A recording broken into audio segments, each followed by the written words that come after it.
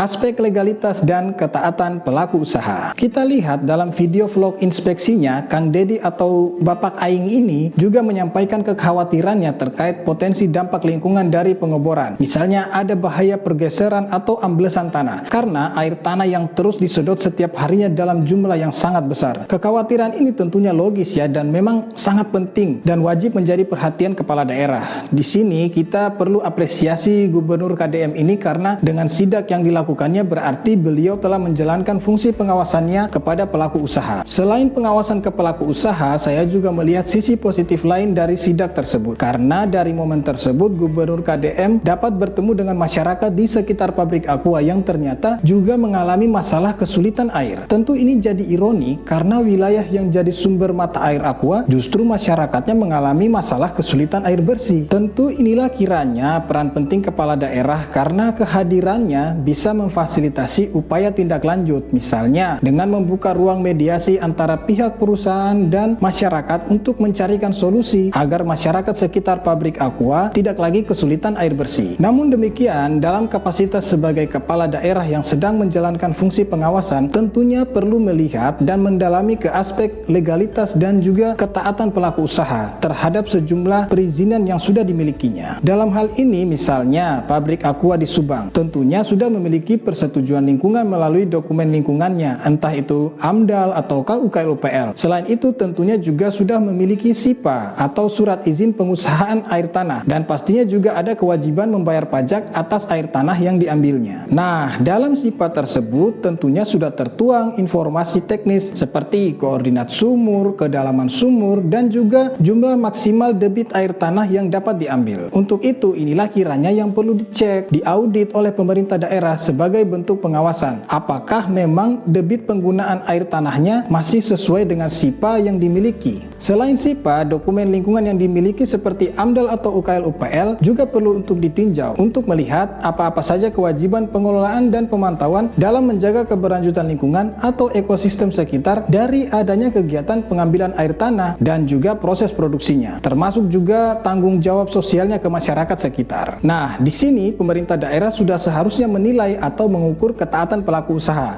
Apakah pelaku usaha tersebut telah rutin melakukan pelaporan pelaksanaan RKL-RPL-nya yang diwajibkan 6 bulan sekali, dan apakah memang semua pengelolaan dan pemantauan dalam RKL-RPL-nya itu telah terlaksana dengan baik sesuai ketentuan yang berlaku.